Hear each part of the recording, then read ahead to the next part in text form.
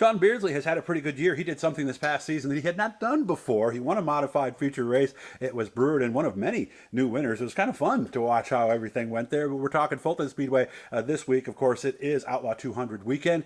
And Sean Beardsley, of course, has been going to that. How long have you been going, man? I was trying to think about that on the way over here. Oh, it's a Fulton? Yeah, 30? Oh, well, I've been going there because my dad was a track welder since I was 8, and I'm 50 now, so. Oh, wow. So 42 years. 42 years. If you've been going there. Yeah, so. I was a little kid playing with the Matchbox cars in the sand, you know.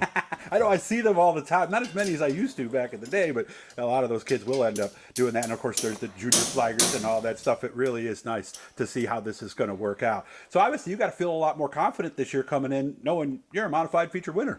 Oh, yeah. You know, and the last two, I've actually qualified pretty good. Nice. And just had, I think 2 years ago, on the 5th lap, I broke my through shaft on my rear end, which you never can call that. You know? And then last year, I don't even know who it was, but the very first lap, someone popped my left rear tire. We came in, and it just damaged everything enough to where we went back out. We popped another one. We tried to fix it, and we're on our third one. We said, all right, that's enough. Yeah, that's enough for today. Yeah, you know, at $270 a piece, you know, it's just kind of. Yeah, didn't quite cover the cost of those tires either. So. It wasn't. Yeah, it was had a little to do with the cost of the tires, but also you just fall behind the 8 ball too far, and then you might as well just put it in the trailer. Yeah, because like when you start last in an 18-car consi, it's amazing how things just tend to happen sometimes. Well, even in that race, I mean, I don't know exactly how many cars they start, but it's between 30 and 40, and if you start at the tail, you're a lap car within a few laps.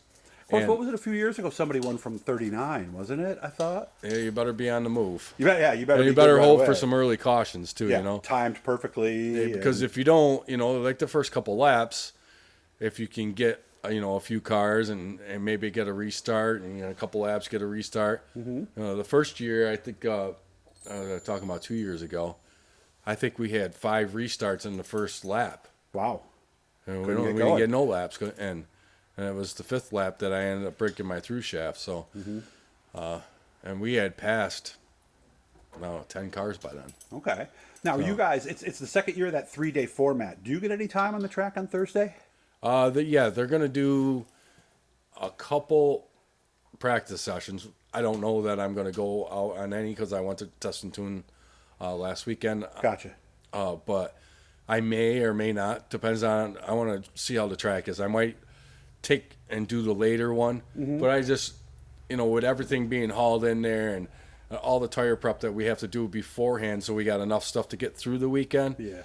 If I go out and test and stuff, I just don't want to use up the stuff that I'm going to need to get in the show and finish the show, Gotcha.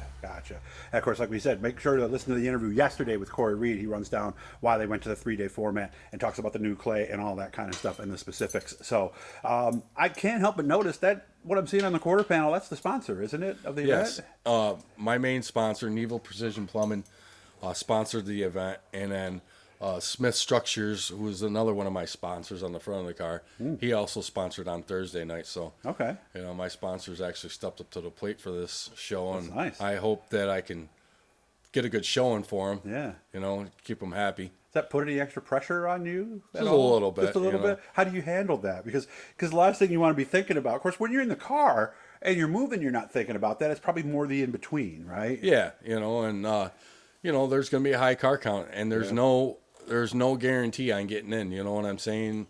It's a draw for the start. Right. And if I draw bad in the heat race, I could be 12 cars deep. They could be taking 2. Who knows? Yeah. When we see with the format and how many cars they get there, makes you feel a little bit better if there's a little less cars.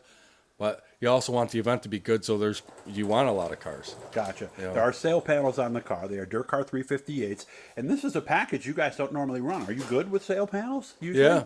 Yeah. I've been pretty good. Do you run well with them though? Yeah, I've been good with sail panels. Okay. Did you practice at all with them? Yes. And did that help?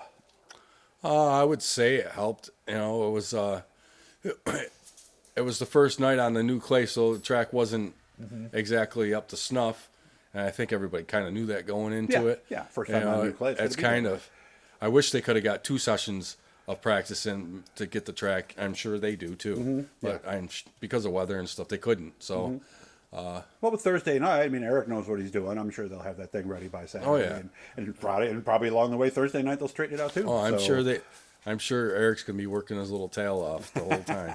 Are you done after this? Or are you going to do the Hurricane? I'm gonna do the Hurricane as well. Yes. That's Tuesday, by the way, at Brewerton. That date has moved around a little bit, but it is a night show, and that will pretty much wrap the season for you at that point. It will. You know, we've run on the same motor all year. The same car all year. It's time.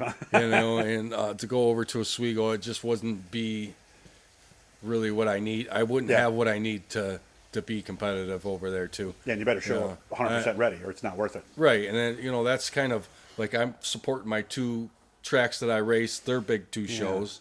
Yeah. And that's what my priorities are set at. You know, if we had another motor and another car and it could sit here in the shop, so that when we're all done with that, the 2 shows that we got to run here, which is going to be quite a few laps if we finish both of them, and we had another car sitting here for the rest of the week, then I would probably do Oswego. But it's kind of not in the ballpark for me this year, maybe next year. And if you listen to some of the interviews I did last weekend, sometimes you got to know when to call it the season, because it's that one add-on race sometimes that ends up with you flipping the car or something, or blowing a motor because you got too many laps on it. So sometimes you got to say, all right, we're done. Yeah, I certainly don't want to lose any equipment. Now, how do you say that?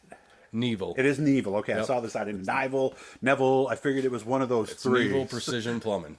Good to see you again. Good luck this weekend. And who knows, maybe we'll have something to talk about afterwards where we can tell everybody how well you did. So, guys, make sure to subscribe, turn on those notifications, and all that good stuff. Leave us a like, leave us a comment if you want. Sean, congratulations on a winning season. Let's hope you get one more this weekend. All right, I hope too.